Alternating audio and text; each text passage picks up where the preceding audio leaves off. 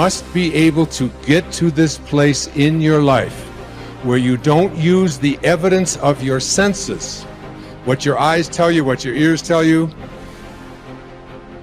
You want to be able to be in a place where you are living from the end as if what you would like to manifest is already there. We hold ourselves back with self-limiting beliefs. We tell ourselves that we're limited in some way, when in reality, it's probably not true at all. We, to a great extent, behave, think, react because of some previous experience that we've had. And we feel that this thing that happens to us is reality. It is facts that we have to face and accept and cope with. See? It's always something other than you. You don't recognize it as an integral part of your own being. You are not just this irresponsible little mouse that's been chucked down into this world, but that you are really doing this work. You're running it. One of the great rules, by the way, one of the most important of all principles, is to challenge your self-limiting beliefs. You see, we are all plagued by self-limiting beliefs. Beliefs that we tell ourselves, things that we tell ourselves to hold ourselves back. We shoot ourselves in our own feet and then we admire our own marksmanship. So when you begin to look at your past, give an interpretation that empowers you. That's where I used to be. That's not where I am now. Ask one simple question. How extraordinary can I become?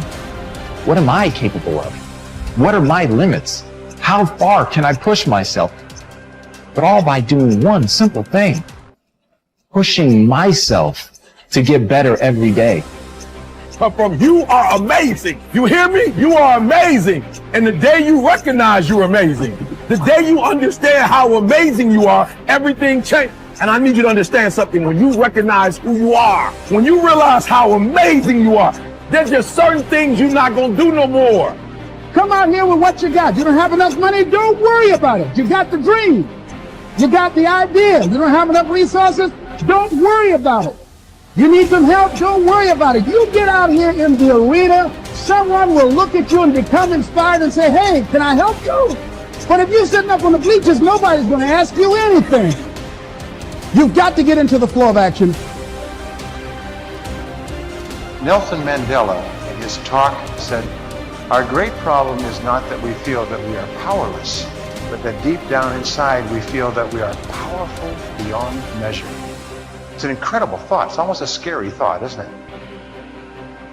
But it's also true, because the powers that you have are extraordinary.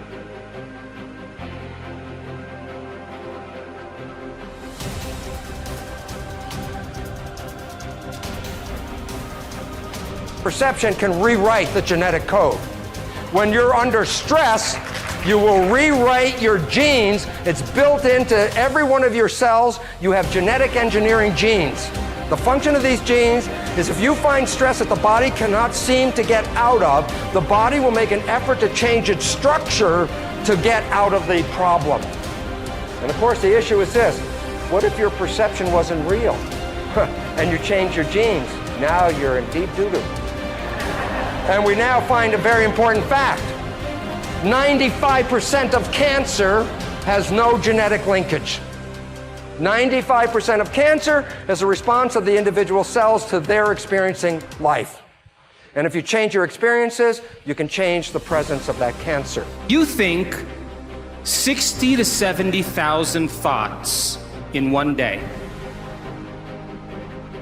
Out of those 60 to 70,000 thoughts that you think in one day, 90% of those thoughts are the same thoughts as the day before.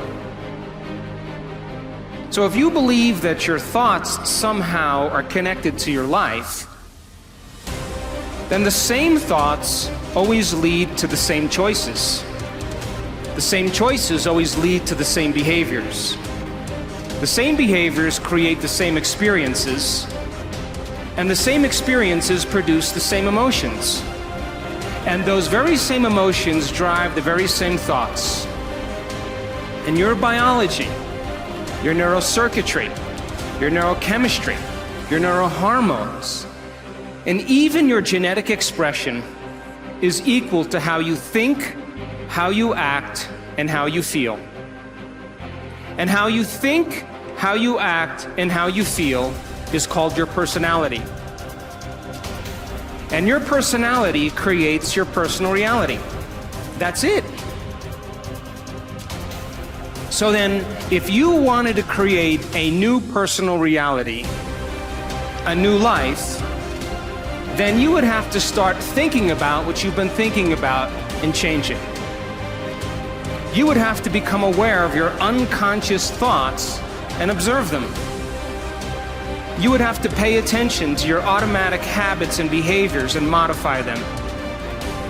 And you would have to look at the emotions you live by every single day that are connected to your past and decide if those emotions belong in your future.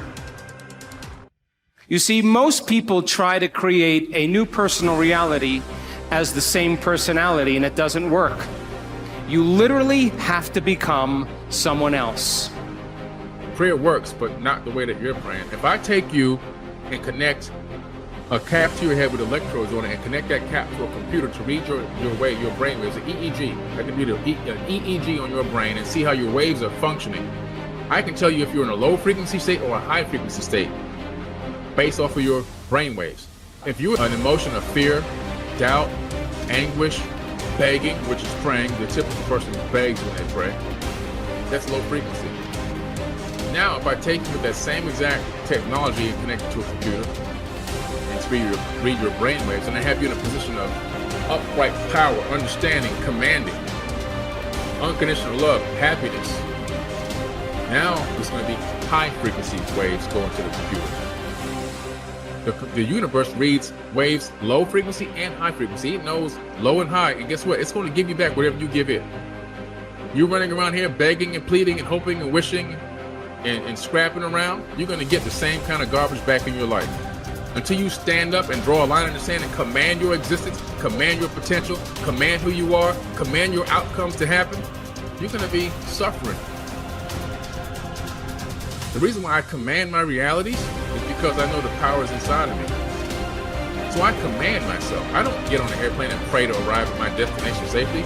I command I arrive at my destination safely. I command it. Why? Because the same power of the Creator is inside of my body. I don't, please help me make sure I get there right on time and I arrive safely. No, that's a slave mentality. I'm not a slave. I got the power of the Creator flowing through every atom in my body. So that I have a fractal of that power in me, I'm going to command things with confidence. My prayer is, I command it. That's it. I'm done. That's the whole prayer. That's the whole prayer. There's nothing else for me to say. There's nothing else to say. Command it. Walk in your true power.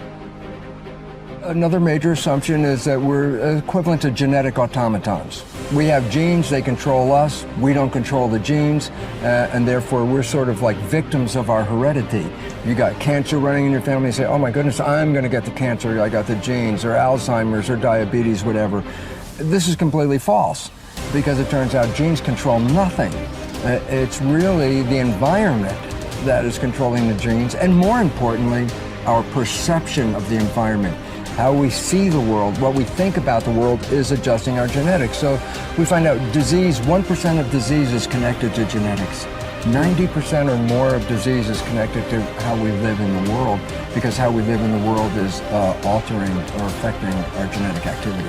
So what we know and what we believe is changing our reality constantly. Right, because the new science is called epigenetics.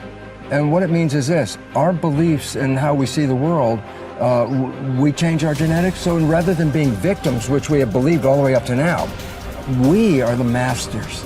We change our genetics just by how we respond to the world.